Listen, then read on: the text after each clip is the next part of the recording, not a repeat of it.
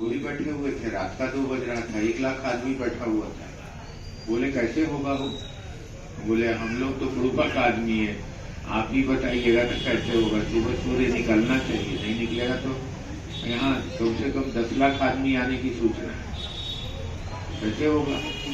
2 बजे रात को एकाएक मंच वगैरह बनाया और माइक टेस्टिंग करने वाला, वो साउंड सिस्टम टेस्ट करने के लिए रिकॉर्डिंग प्ले करती है। रिकॉर्डिंग में हनुमान जी का कैसेट लगा हुआ है, बजरंगबली वो हनुमान चालीसा क्या क्या, फटाक से बन गया। एकाएक वहां इनका आंख बंद हुआ, एकाएक बजरंगबली खड़े। मैं बार बार कह रहा हूं कि आपके लिए कहानी हो, लेकिन हम लोगों को ऐसी सच्चाई माँ भगवती को हमने आंखों से देखा उनके पास, तो आपको हम क्या बताएं। तो जैसे हनुमान खड़े हुए और ऐसा प्रणाम किया हनुमान जी ने कि ये प्रसन्न।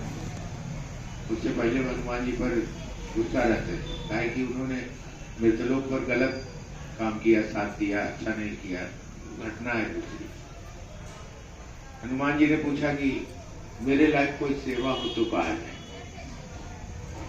वही उन्होंने कहा कि आपको तो पवन सूत कहा जाता है, मैं काम करिए, सुबह महोत्सव है तो राहत होगी, लोग अच्छे से बैठेंगे, महादेव का काम। हनुमान जी ने कहा कि जी हम पूरा कोशिश करें। चले गए, हम लोग लकड़ी वगैरह गिरा के अलाव जलवा रहे थे। सवेरे जैसे जैसे सुबह होता चला, मैं आपको बताऊं 8 दिन से नहीं निकला था सूरज। 9 से 10 बजते बजते में इतनी सुंदर धूप आई, इतनी सुंदर धूप आई कि चारों पूरे वो हवाई अड्डा था, पूरा मैदान लोगों से भरा हुआ था और सुंदर धूप थी। कार्यक्रम समाप्त हो रहा था, 4:30 बजे। धीरे धीरे कुहासा फिर आ गया। इन्होंने कहा टाइम देखो, कहा जी 4:30। 4 बजे तक ही टाइम दिया था हमने हनुमान को, अब तो फिर वही होगा। अनाउंस हुआ कि सब लोग अब घर जाए, कार्यक्रम खत्म हुआ।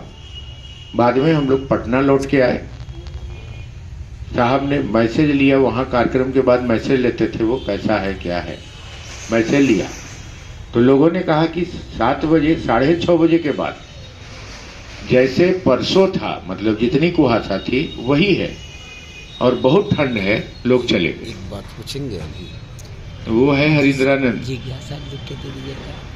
आप उनका जयकारा लगाते हैं, उन पर माला चढ़ाते हैं। हम लोग ये धंधा नहीं करते। माला तो मरे हुए पर चढ़ाया जाता है ना जी, मरेगा तब ना उसको माला देंगे हम लोग। वो तो जिंदा है, वो नहीं जिंदा है तो फिर जिंदा कौन रहेगा। हाँ, एक दिन मेरे घर में लोगों ने कहा कि एक माला इनको देना चाहिए, तो हमने रुद्राक्ष का माला उनको दिया, फूल का माला। वो तो जिंदा है यार। आप थोड़ी सी अपनी आंतरिक मानसिकता से आपने उनको देखा है, एक बार कभी कोशिश तो करिए उनसे मिलने का, तो आपको दिखाई दे। मगर हाँ, शिव काल तो इस तरह से आपसे और ज्यादा क्या कहूँ, मैं तो बोलना भी आज अभी नहीं चाह रहा था। अभी सालगुनी में कार्यक्रम हुआ, जाऊंगा, आराम करूंगा, लगातार सफर में हूँ। फिर कल मल्लारपुर में शिव चर्चा है, परसों वर्धमान में है, इसी तरह। लेकिन लोग जाके गाड़ी के पास खड़े हुए कि आपको चलना होगा, पुरानी गुरु बहन आई है। जो पुराना आई है तो हम क्या करें, उनके पास तो महादेव हैं लेकिन वो उसको प्रोजेक्ट नहीं कर रहे हैं। तो मेरा बेटा भी होगा, मेरी पत्नी भी होगी, तो उतना उससे क्या मतलब रखना होगा। काहे कि हम लोग तो उसी के साथ रहते हैं जो महादेव का काम करता है। और जब तक आप आगे नहीं बढ़िएगा तब तक आपकी स्थिति सामान्य नहीं होगी। आने वाले दिन खराब आ रहे हैं, जब दुख का पहाड़ टूटेगा ना, आएगा ही। हरदम सुख नहीं रहता है, ये चक्र है, घूमता रहता है, दिन रात, सुबह शाम, सुख दुख, जीवन मरण घूमता रहता है। जब दुख के समय आएंगे ना, तो आप कहिएगा कि हम शिव शिष्य हैं, कोई नहीं सुनेगा। और आप अगर कर्तव्य किए हुए रहेंगे, माने कर्म किए हुए रहेंगे, तो आपका अधिकार बनता रहेगा। महादेव से डायरेक्ट मांग सकते हैं, साहब से कह सकते हैं, कर्तव्य मेरा शून्य है। और हम कह रहे हैं कि महादेव का आदमी है, तो न धरती सुनेगा न आसमान सुनेगा।